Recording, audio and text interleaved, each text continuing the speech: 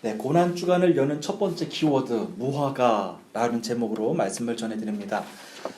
2019년도 종료주일 예배를 드립니다. 주님의 십자가로부터 주시는 위로와 평안이 예배 참석하신 모든 성도님들에게 가득 넘치시기를 간절히 소원합니다.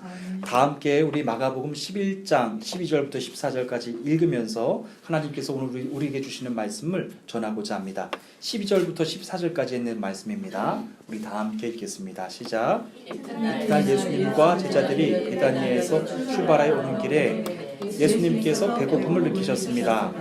멀리서 잎이 무성한 무화과를 보시고 거기에서 열매를 얻으려고 다가가셨습니다. 그러나 무화과는 없고 잎사귀만 무성할 뿐이었습니다. 그것은 아직 무화과가 열릴 때가 아니었기 때문입니다. 예수님께서 나무에게 말씀하셨습니다. 다시는 아무도 내 열매를 먹지 못할 것이다. 제자들이 이 말씀을 들었습니다. 아멘. 네. 오늘 주시는 말씀의 배경은 이제 고난주간 월요일에 해당하는 말씀입니다. 예수님께서 무화과 나무를 저주하신 사건에 대한 말씀입니다. 예수님은 십자가의 죽음을 준비하시기 위해서 고난주간 월요일부터 목요일까지 베단이라고 하는 마을에 머무셨습니다. 여러분, 베단이라고 하는 뜻은 히브리어로 가난한 자의 집, 고통받는 자의 집이라고 하는 뜻입니다. 이곳은 예수님과 절친했던 나사로와 마리아 우리 남매가 살던 동네였고 문둥병자 시몬이 살던 동네였습니다. 이곳은 그 이름 그 뜻대로 참 어렵고 사회적으로 소외된 사람들이 모여 사는 동네였습니다. 이들은 율법적으로도 매우 부정한 사람들로 여겨졌죠. 그렇기 때문에 예루살렘 성전 가까이에서는 살 수가 없었습니다. 위치적으로 보면 베단이라고 하는 곳은 예루살렘으로부터 약 3km 정도 떨어진 외진되어 있는 곳입니다. 베단이라고 하는 이름에 또 다른 의미가 하나 있는데요. 그것은 무화과 집이라고 하는 뜻입니다. 그래서인지 그곳에는 무화과 나무가 참 많았습니다. 무화과는 두 종류의 열매가 열립니다. 첫 번째는 매월 3월마다 열리는 파게라고 하는 열매입니다.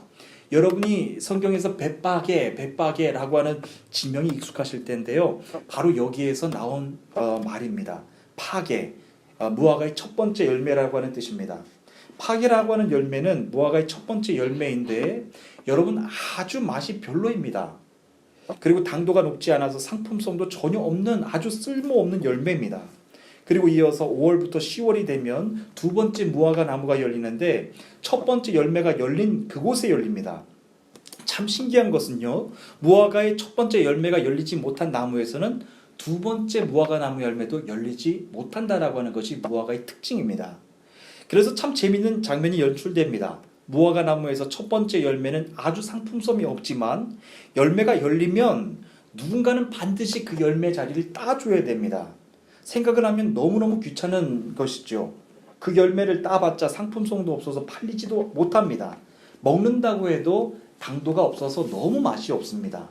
그래서 팔레스타인에서는 무화과의 첫 열매는요, 가난한 사람들이나 지나가는 행인들에게 밭을 개방해서 시장길을 거르는 용도로 내주었던 용도의 대용이었습니다. 농부는 밭을 개방해서 필요한 사람들에게 줘서 좋았고, 그리고 볼품없는 첫 번째 열매를 먹어줘서, 그리고 지나가던 행인들은 그 볼품없는 열매를 먹어줘서 너무너무 좋았어요. 서로가 좋은 것이죠. 배고픈 사람들은 그냥 공짜로 끼니를 먹어서 좋았을 것이고, 농부의 경우에는 상품성 없는 나무 열매를 따줘서 고마웠을 것입니다. 오늘 배경이 꼭 그와 같습니다. 예수님은 베다니에서 출발해 오시는 길이었다라고 했습니다. 그때 예수님은 배고픔을 느끼셨습니다. 시장길을 느끼셨다고 했습니다. 예수님은 멀리에서 잎이 무성한 나무를 보셨는데 거기에서 열매를 얻으려고 다가가셨습니다. 그런데 열매는 없고 잎사귀만 무성할 뿐이었다라고 기록하고 있습니다. 짐작해서 보건대 이 열매는 두 번째 열매라야 합니다. 왜냐하면 열매는 없고 잎만 무성한 나무 열매였다고 했기 때문입니다. 다시 말하면 이 무화과 나무 열매는 첫 번째 열매가 맺혀지지 않아서 두 번째 열매도 맺혀지지 않은 잎만 무성한 나무 열매라고 하는 것을 추측해 볼 수 있습니다. 예수님께서 이 열매가 없는 나무에게 직접 말씀하셨죠. 이제부터 영원히 사람이 내게서 열매를 따먹지 못할 것이다 라고 하는 말씀을 하셨습니다. 예수님의 말씀을 언뜻 들으면은 그냥 지나치는 말씀이지만 너무나도 무서운 예언이었습니다. 아무리 식물이라고 할지라도 그것은 저주에 가까운 말씀이셨습니다. 오늘 본문에서는 읽지 않았습니다만 그 이후에 제자들이 길을 가다가 보니까 예수님이 말씀하신 그 무화과를 보았어요. 그런데 그 무화과 나무가 말랐는데 뿌리채 말랐다고 했어요. 예수님의 말씀이 그대로 이루어진 것입니다. 그 무서운 예언이 그대로 이루어진 거예요. 예수님은 지금까지 살리시는 일을 하셨습니다. 죽었던 나서라도 다시 살리셨어요. 유대인들은 일을 할 수 없었던 안식일에도 예수님은 생명이라서 모든 것들을 살리셨고 기쁨을 더해 주셨습니다. 그런데 무화과 나무는 비록 식물이라고 할지라도 예수님은 그 살아있는 식물을 죽이셨습니다. 너무 신기한 거예요. 이상한 거예요. 예수님은 이제 곧 다가올 십자가의 시간 앞에서 무엇 때문에 무화과에게 이렇게까지 하셨던 것일까? 이제 사이르면은 예수님께서 십자가에 못 박혀 돌아가시거든요. 그래서 무화과는 식물, 사람도 아니었지만 예수님께서 그렇게 두려운 마음 때문에 그 십자가의 마음 때문에 십자가를 기다리는 그 초조한 마음 때문에 무화과에게 이렇게 심하게 하셨던 것일까 하는 추측도 해보게 됩니다. 그러나 여러분, 이것은 절대로 옳지 않습니다. 예수님이 지금까지 십자가를 준비해 오시는 과정들을 보면요, 다 예언하셨어요. 예언하시고 먼저 예언하시고 그 과정들을 다 손수 준비하셨습니다. 그리고 그 일을 행하셨습니다. 그래서 예수님께서 무화과 나무에게 이렇게 하셨다라고 하는 것은 십자가의 시간을 두려워해서가 아니라 십자가의 시간을 위해서 반드시 행하셔야만 했던 그 키워드를 우리는 이해해야만 합니다. 예수님은 고난주간을 그렇게 의도적으로 기다리셨다라고 하는 뜻입니다. 예수님이 하신 일은 모두가 중요했습니다. 하지만 순서가 있으셨습니다. 그렇기 때문에 고난주간을 여는 첫 번째 날, 월요일 날 하셨던 이 무화과 사건은 앞으로 십자가의 사건을 여는 굉장히 중요한 키워드입니다. 예수님은 그 다음으로 성전을 정화하셨습니다. 예수님 당시 성전에는 세금을 걷는 사람부터 해서 돈을 바꿔주는 사람들, 제사에 쓸 비둘기와 같은 재물을 파는 사람들까지 굉장히 많은 사람들이 자리를 차지하고 있었습니다. 시장이나 다름이 없었습니다. 예수님은 그렇게 하나님의 성전을 더럽혔던 사람들을 향해서 굉장히 분노하셨습니다. 하지만 예수님께서 특별히 고난주간에 이 일을 하셨다는 것에도 우리는 주목해야 됩니다. 이런 성전의 모습은요, 예수님이 계셨던 그 이전 시대부터 굉장히 오래전부터 있었던 모습이었습니다. 당연히 예수님께서는요, 고난주간 되기 전에도 성전을 깨끗하게 하실 수도 있으셨을 거예요. 성전을 깨끗하게 하라고 하는 말씀을 전하기 위함이었다라고 한다면 얼마든지 고난주간 전에도 행하실 수 있었을 것입니다. 하지만 예수님은 마치 기다렸듯이 했다는 듯이 이전에는 볼 수 없었던 성전을 깨끗하게 하신 일을 고난주간에 행하셨습니다. 만약 예수님께서 고난주간을 기다리시면서 이 일을 행하셨다라고 한 것이라고 한다면은 이 일 역시 고난주간과 관련해서 우리는 생각해 봐야 합니다. 오늘 주시는 말씀은 지금까지 쉽게 이해해 주셨던 주님의 말씀과 비춰볼 때 굉장히 어렵게 들립니다. 예수님은 왜 굳이 십자가에서 죽게 되실 그 주간에 열매는 없었지만 살아있었던 무화과 나무를 죽이셨을까? 그토록 노하시면서 그리고 성전을 깨끗히 하시는 일도 왜 고난주간에 행하셨을까? 이 두 가지 사건은 무관한 듯해 보입니다. 그런데 성경에선 이 두 사건이 하나로 연결되어 있다는 데 우리는 주목해야 됩니다. 예수님께서 무화과 나무를 저주하신 일과 성전을 깨끗하게 하신 일은 무관해 보이지만 성경은 하나의 말씀으로 우리들에게 전하고 있습니다. 저는 오늘 여러분들과 함께 그 말씀을 전하고자 합니다. 하나님께서 이스라엘 백성들에게 성전을 처음으로 허락해 주셨던 때는요, 솔로몬 왕을 통해서였습니다. 이스라엘 백성들은 하나님의 임재로 가득했던 성전에서 하나님께 은혜로 예배를 드렸습니다. 하지만 여러분들 잘 아시죠? 성전을 허락하신 솔로몬부터 하나님께 큰 범죄를 저질렀습니다. 그 이후로 하나님의 성전은요, 하나님의 은혜를 경험하는 곳이 아니라 용서를 구하는 곳이 됐어요. 저는 그 모습을 묵상하면서 오늘날 우리 교회의 모습은 어떠한가? 교회에 오면 은혜가 느껴져야 되고 하나님의 임재가 느껴져야 되는데 우리들의 죄부터 느껴지는 이유는 무엇일까? 라고 하는 거죠. 하나님께서 처음으로 성전을 허락해 주신 그때 솔로몬 왕부터 범죄하였습니다. 하나님의 은혜를 구해야 되고 하나님의 은혜를 경험해야 되는 성전에서 자신들의 죄를 구하는 그런 곳이 되어버렸습니다. 하나님은 더 이상 성전을 통해서 계속 은혜를 주실 수가 없으셨습니다.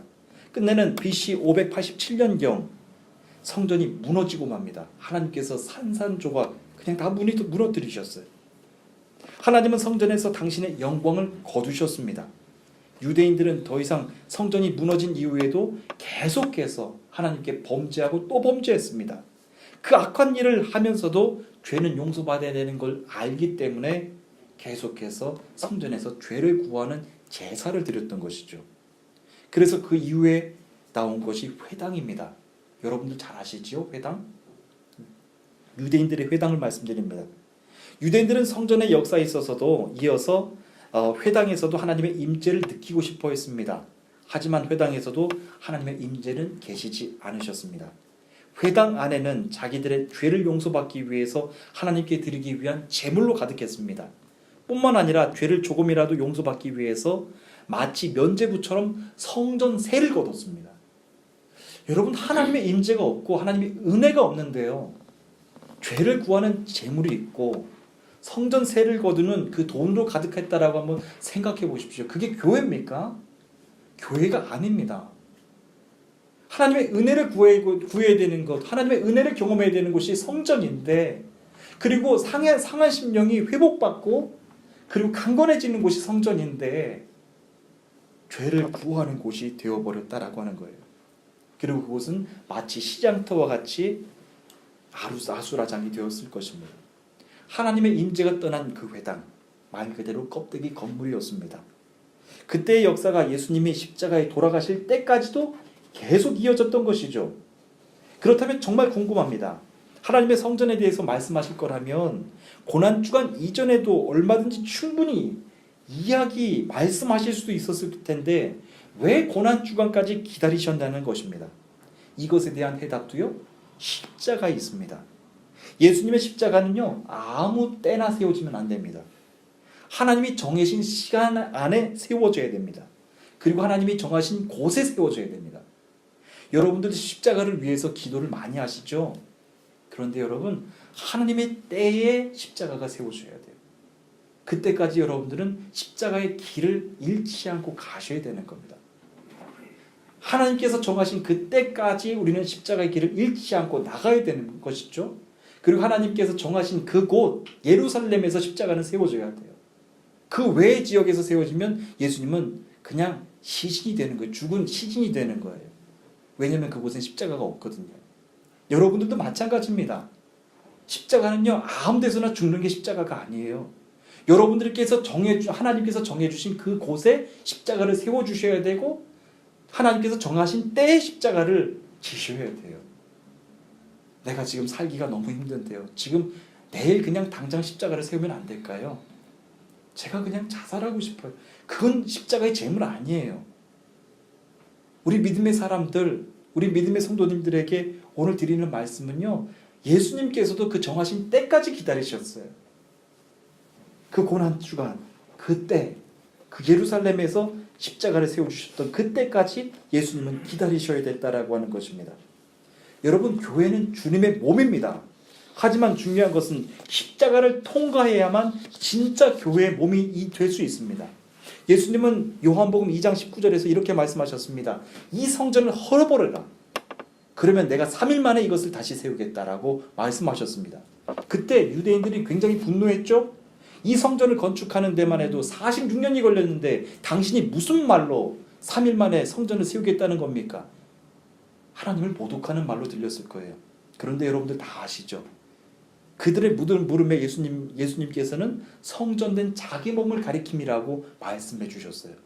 3일 만에 이것을 다시 세우겠다고 하신 것은요, 예수님께서 십자가에서 죽으시고 3일 후에 부활하실 사건에 대해서 말씀하신 거예요. 이 땅의 교회들은 주님의 몸으로 세워져야 되는 교회가 되어야 됩니다. 십자가 위에 세워져야 되는 교회가 되어야 됩니다. 그리고 죽음 이후에 다시 부활한 교회가 되어야 돼요. 마치 첫 번째 무화과가 죽고 그 다음에 생명의 무화과로 다시 태어나는 것처럼 오늘날 우리 교회도 마찬가지라고 하는 거예요. 우리 교회는 죄를 용서받기 위한 그냥 건물입니까? 아니면 우리들의 죄를 좀 감하기 위해서 헌금을 더 드려서 성전세를 더 드려서 죄를 좀 탕감받는 곳입니까? 여러분, 하나님께서는요, 오늘날 성전들을 보면서 얼마나 가슴 아파하실까? 사랑하는 내 자녀들아, 나는 너에게 은혜를 주고자 하는데, 생명을 주고자 하는데, 십자가 넘어 부활의 진짜 능력을 주기를 원하는데, 오늘도 나와서 너희들은 똑같이 구하는구나. 용서해달라고, 용서해달라고. 그리고 죄를 조금만 탕감해달라고. 다윗 때부터 지금까지 변한 것이 아무것도 없는 거예요. 예수님께서는 그 마음을 가지고 성전을 다 엎으셨어요. 분노하셨어요. 그리고 예수님께서는 그 십자가의 길을 걸으시면서 자신의 몸으로 교회를 세워주시겠다라고 말씀하신 거예요. 그러므로 무화과를 저주하신 사건은 이제 곧 죽게 될 십자가의 모습을 그대로 보여주시는 말씀입니다. 무화과 나무에서 먹을 수 있는 열매가 열리기 위해서는요, 첫 번째 열매는 반드시 죽어야 됩니다. 반드시 죽어야 그 자리에서 태어나 아름다운 열매가 맺혀지기 때문입니다. 예수님은 이 땅에 진짜 교회가 되기 위하여서 죽고 다시 부활하셨어요. 우리들에게 그것을 지금 도전하고 계시는 거예요. 주님은 말씀하신 대로 십자가에서 죽으셨습니다. 그리고 다시 살아나셨습니다. 이 땅에 온전한 교회가 되셨어요. 저는 오늘날 우리들의 교회, 여러분들이 지금 이곳에서 예배하시는 이 교회가 정말로 십자가 넘어 부활의 능력으로 세움받는 거룩한 능력의 우리 예배 처소가 되기를 간절히 소원합니다. 그래서 여러분들이 세상으로 파송되어 나갔을 때도 이 십자가의 권능 가지고 나가시는 거예요. 십자가의 권능으로 여러분들의 가정을 정결케 하고 보혈케 하고, 여러분들이 공부하시는 학교, 여러분들이 만나시는 모든 무슬림들, 모든 한인들, 그들에게 십자가의 권세를, 십자가의 권능을 전하게 되는 거예요. 그게 진정한 교회라고 하는 것입니다. 예, 우리 이어서 20절부터 25절까지 우리 다 함께 읽도록 하겠습니다. 20절부터 25절까지입니다. 읽겠습니다. 시작. 마침내 지나가다가 제자들이 무화과 나무가 뿌리부터 말라 있는 것을 보았습니다. 베드로가 생각나서 예수님께 말했습니다. 선생님 보세요. 저주하셨던 무화과 나무가 말라 죽어 있습니다. 예수님께서 대답하셨습니다. 하나님을 믿어라. 내가 너희에게 진정으로 말한다. 누구든지 이 산을 향하여 뽑혀서 바다에 던져라 하고 말하고 마음속에 아무 의심 없이 말한 대로 될 줄 믿으면 그대로 이루어질 것이다. 그러므로 내가 너희에게 말한다. 너희가 기도하고 구한 모든 것은 받은 줄로 믿어라. 그러면 이루어질 것이다. 너희가 서서 기도할 때 다른 사람과 원수된 일이 있으면 그를 용서하여라. 그래야 하늘에 계신 너희 아버지께서도 너희의 죄를 용서하실 것이다. 아멘. 주님의 성전에서 가장 중요한 것은 무엇일까요? 주님의 성전에서 가장 중요한 것은 예배이지만 기도가 중요합니다. 기도 중에서도 주님이 말씀하셨던 용서가 중요합니다. 너희가 서서 기도할 때 다른 사람과 원수된 일이 있으면 그를 용서하여라. 그래야 하늘에 계신 너희 아버지께서도 너희 죄를 용서하실 것이다. 여기에 용서의 원리를 새롭게 말씀하신 거예요. 이전까지 회당에서 드렸던 용서는요, 재물을 드려야 용서를 받는 것이죠. 그런데 예수님께서 말씀하시기를 이제는 너희가 용서해 줘라. 그러면 너희 그들의 죄도 용서받을 것이고 남지 않을 것이다. 주님이 가르쳐 주신 기도의 핵심은 용서입니다. 예수님은 말씀하셨습니다. 용서할 수 있는 권한은 하나님께 가지고 계신 것이 아니라 우리에게 있으니, 너희에게 주었으니 이제 너희가 이제 그들을 용서하라고 말씀하셨어요. 그러면 너희 아버지께서도 너희 죄를 용서하실 것이다 라고 말씀하셨습니다. 우리가 구하는 기도의 내용들이 참 많습니다. 건강을 위한 기도, 장래를 위한 기도, 가족을 위한 기도, 너무나도 많은 기도의 제목들이 있습니다. 그런데 꼭 한 가지는 꼭 실천해야 됩니다. 그것은 용서입니다. 오늘날 이 땅의 모든 교회들은 주님이 말씀하신 대로 주님의 몸된 교회가 되기 위해서 많은 노력을 합니다. 성경 공부를 하고요, 제자 양육을 하고요, 선교를 하고 전도를 합니다. 그리고 성도의 교제를 합니다. 그런데 여러분, 우리 교회가 가장 힘들어하는 것이 무엇이라고 생각을 하십니까? 그것은 용서입니다. 예수님은 당신을 용서하셨을지 모르지만 나는 당신을 용서할 수 없다라고 하는 거죠. 너무나도 큰 상처예요. 예수님은 당신을 용서하셨을지 모르지만 나는 당신을 용서할 수 없다라고 말합니다. 오늘날 교회의 가장 큰 아픔입니다. 그렇게 좋은 시설이 있고 좋은 프로그램이 있다고 할지라도 교회가 가장 어려워하는 것은 용서입니다. 그래서 너무너무 큰 부담감을 가지고 있다라고 하는 거죠. 오늘날의 지상교회는 이전보다 분명히 좋은 시스템을 가지고 있습니다. 건물도 굉장히 아름답습니다. 하지만 내가 미워하는 그 사람을 용서하기는 너무너무 힘들어합니다. 지금 여러분들의 가슴에는 주님의 십자가가 세우고 계십니까? 그렇다면 주님이 말씀하신 대로 여러분들은 용서하셨습니까? 용서하셨습니까? 너무너무 많은 기도를 드려왔어요. 교회를 위한 기도, 헌신을 위한 기도, 가족을 위한 기도. 그런데 주님 물어보세요. 용서하는 기도를 했냐라고 하는 거죠. 주님이 여러분들을 살리기 위해서 흘리셨던 그 보혈의 십자가를 여러분들도 구하시면서 누군가를 위한 기도를 하셨느냐고 물어보시는 거예요. 주님조차도 고난주간을 기다리셨습니다. 왜냐하면 십자가를 져야, 십자가에 죽어야 참 부활의 생명으로 태어날 수 있기 때문입니다. 이제 여러분들에게 고난주간이 이제 시작되었습니다. 이제 한 주간 동안 여러분들에게 도전하고 계시는 말씀, 십자가에서 죽는 겁니다. 그리고 다시 새 생명으로, 다시 능력으로 일어서는 것입니다.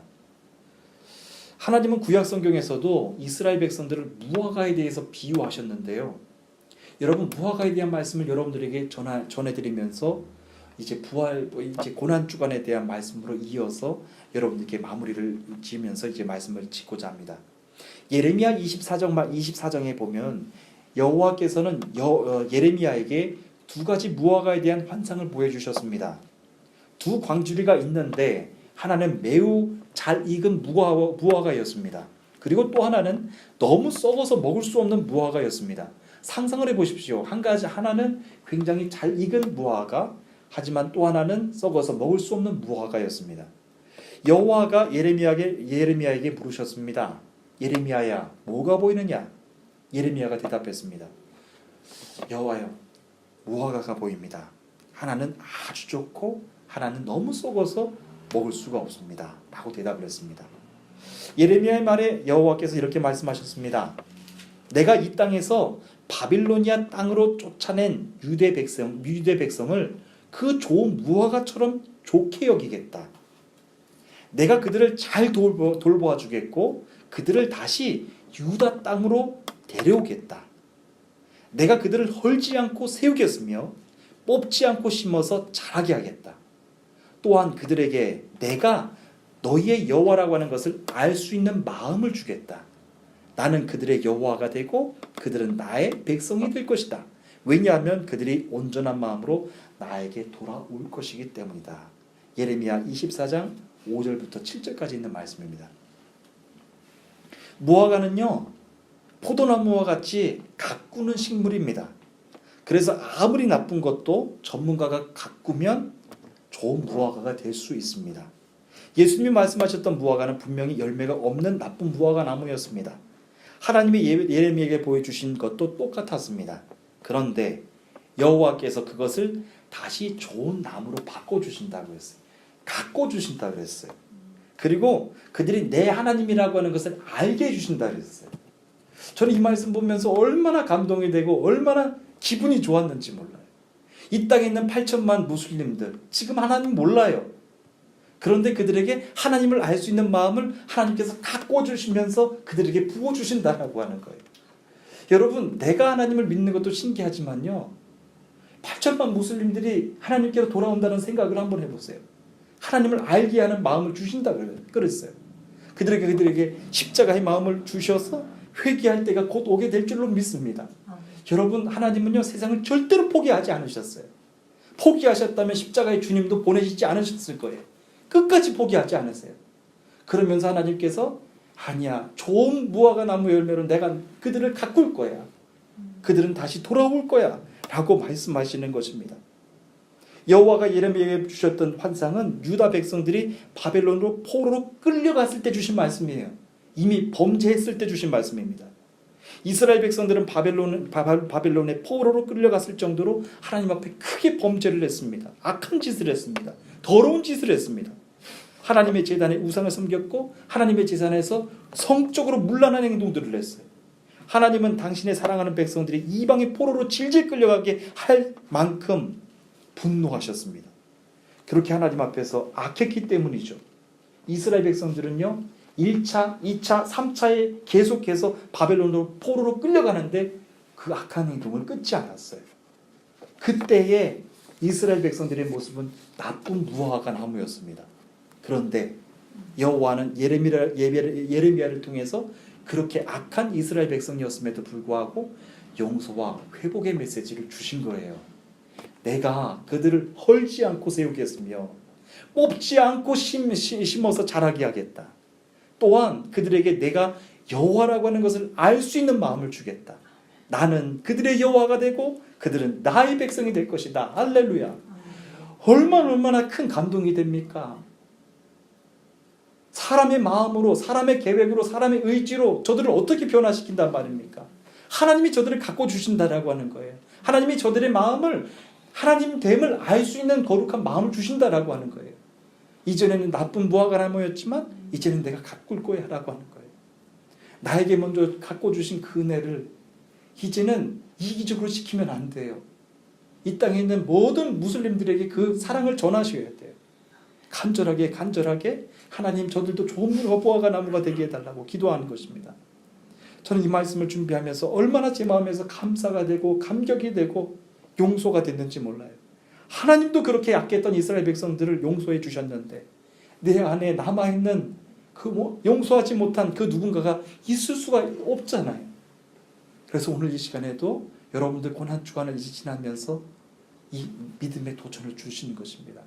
여러분들은 남편을 위한 기도, 여러분들 자녀를 위한 기도, 그리고 여러분들 가족을 위한 기도, 가문을 위한 기도 포기하지 않으시기를 바랍니다. 지난 시간에 말씀드린 것처럼 여러분들은 한 지파 한 지파로 불러주셨어요. 한 명 한 명 두 명이 아니에요. 여러분들을 통해서 이 지역 전체를 부흥하게 하고 이 지역 전체를 복되게 하라고 하는 사명을 주신 거예요. 이스라엘 12지파를 전 세계를 통하여서 하나님께서 복 주셨던 것처럼 여러분들 한 명이 한 땅을 맡으셔야 돼요.